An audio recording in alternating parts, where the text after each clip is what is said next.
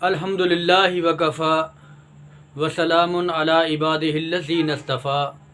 خصوصاً علی سید الرسل و خاتم الانبیاء۔ معزز ناظرین، السلام علیکم ورحمۃ اللہ وبرکاتہ۔ ناظرین کرام، سب سے پہلے تو آپ میرے اس چینل کو سبسکرائب کر لیجئے اور لائک بھی کیجئے اور ان ویڈیوز کو آگے سے زیادہ شیئر بھی کیجئے تاکہ یہ ویڈیو قادیانیوں کے ایوانوں تک پہنچ سکے اور میری آواز دنیا کے کناروں تک پہنچ سکے۔ ناظرین کرام، آج میں آپ کے سامنے جو 30 کذاب اور دجال تھے ان کے متعلق ایک سیریل شروع کر رہا ہوں۔ ان میں سے آپ صلی اللہ علیہ وسلم کی جو حدیث ہے کہ آپ صلی اللہ علیہ وسلم نے فرمایا کہ سیکون امتی ثلاثون کذابون دجالون، یہ دجالون آپ صلی اللہ علیہ وسلم نے کیوں فرمایا،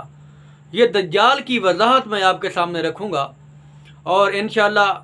آئندہ ویڈیوز جو آئیں گی اسی موضوع کے اوپر انشاءاللہ ان میں ہر ایک مدعی نبوت جس نے جھوٹا دعوی نبوت کیا اس نے کیسے کیسے دجل کیا، وہ دجل میں آپ کے سامنے رکھوں گا انشاءاللہ۔ تو آج میں آپ کے سامنے آپ صلی اللہ علیہ وسلم کی جو حدیث ہے، آپ صلی اللہ علیہ وسلم نے فرمایا کہ سیکون امتی ثلاثون کذابون، کہ 30 جھوٹے آئیں گے۔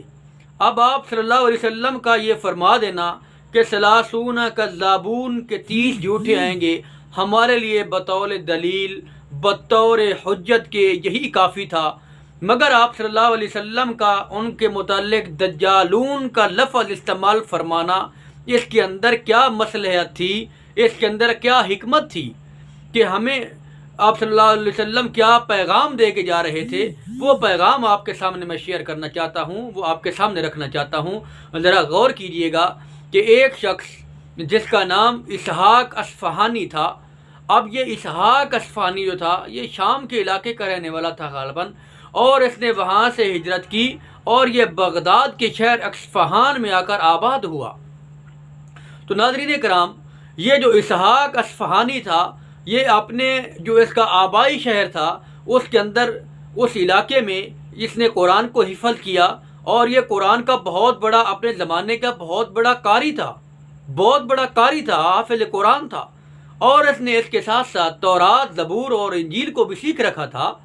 تو جیسے اس نے وہاں سے ہجرت کی اور یہ بغداد کے شہر اصفہان میں آ کر آباد ہوا، تو اصفہان میں آ کر اس نے اپنے آپ کو گونگا بنا کر اپنے آپ کو وہاں پہ پیش کیا، اور وہاں پہ تقریباً 15 سال سے زائد عرصہ جو ہے یہ گونگا بن کے وہاں پہ رہا۔ اب جب اس نے وہاں پہ سارے حالات کا جائزہ لیا، حالات کا اس نے معائنہ کیا،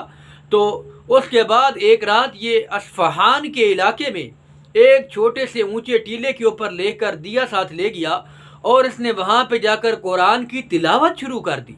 اور قرآن کی تلاوت ایسے انداز میں کی، ایسے انداز میں تلاوت کرتا تھا یہ بدبخت، اور اس نے قرآن کی ایسے انداز میں تلاوت کی کہ وہاں اصفہان کے لوگ اس کے ارد گرد جمع ہونا شروع ہو گئے، اور جب انہوں نے دیکھا کہ یہ وہ اسحاق جو گونگا بن کر ہمارے مسجد میں رہ رہا تھا، ہمارے علاقے میں یہ گونگا مشہور تھا، آج یہ کیسے بولنا شروع ہو گیا۔ جب اس سے معلوم کیا گیا تو اس نے کہا کہ ایک فرشتہ میرے پاس آیا ہے، اس نے اگر مجھے کہا ہے کہ اے اسحاق تو اللہ کا نبی ہے، اور اللہ نے بطور معجزہ کے آپ کو زبان دی ہے اور آپ کو قرآن کا علم سکھایا ہے۔ تو اسحاق نے آگے سے جو دجل کیا، اس نے یہ کیا کہ اس نے جو ولی اس کا وقت اس زمانے کا ولی تھا، اس زمانے کا بادشاہ تھا، اس نے جب اسحاق سے پوچھا کہ اس کے علاوہ تمہیں کون سے معجزات دیے گئے ہیں، تو اس نے کہا کہ مجھے تورات اور زبور کا بھی، انجیل کا بھی علم دیا گیا ہے۔ تو جب وہ تورات، زبور، انجیل منگا لی گئی تو اس سے پوچھا گیا کہ اب تم سناؤ، تو اسحاق اصفہانی نے کمال کی تو ان کو تورات، زبور، انجیل سنائی۔ تو جب اس نے سنایا تو ناظرین کرام، اس اسحاق اصفہانی کی اس کے معجزات اس نے دنیا کے سامنے رکھے، اس کے اوپر لوگ ایمان لانا شروع ہو گئے، اور تاریخ کے اندر یہ بات ہے کہ اسحاق اصفہانی کا جو جھوٹا نبوت کا دعویٰ تھا وہ تقریباً 450 سال کے قریب جو ہے، 450 سال، اور تاریخ میں 450 سال اس کا جو ہے وہ من گھڑت دعوی نبوت چلتا رہا ہے۔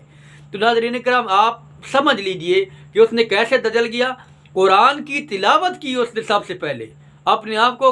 قاری جو ہے۔ اب دجل اس نے اس کے اندر جو کیے وہ یہ کیے کہ اس کو پہلے تو سب کچھ معلوم تھا لیکن گنگا بن کے رہا۔ اس کے بعد اس نے وہ یہ سارے اپنے کارنامے دنیا کے سامنے پیش کیے اور اپنی نبوت کا اعلان کیا، قرآن کو استعمال کرتے ہوئے، حدیث کو استعمال کرتے ہوئے، تورات، زبور، انجیل کو استعمال کرتے ہوئے اس نے اپنے دعوی نبوت کی بطور دلیلیں پیش کی، بطور معجزے اس نے سامنے رکھے۔ تو ناظرین کرام یہ جتنے بھی دعوی نبوت کرنے والے آتے رہے وہ اسی طرح احادیث میں آپ صلی اللہ علیہ وسلم جو ان کے متعلق دجال کا لفظ استعمال فرمایا کہ وہ دجالون کریں گے، وہ دجالون ہوں گے اور وہ اس طرح کے دجل کریں گے۔ تو انشاءاللہ اگلی ویڈیو میں آپ کے سامنے جو اور دعوی نبوت کرنے والے آئے وہ کیسے کیسے دجل کرتے رہے۔ اسحاق اصفہانی کے بہت سے واقعات ہیں کہ کیسے اس نے دجل کیا، لیکن یہ اس کے دجل کی ابتدا تھی، اس لیے میں اس مختصر سی ویڈیو میں آپ تک یہ پیغام پہنچانا چاہتا تھا کہ آپ صلی اللہ علیہ وسلم نے اس کی دجالون کی وضاحت کیوں کی۔ وآخر دعوانا ان الحمد للہ رب العالمین۔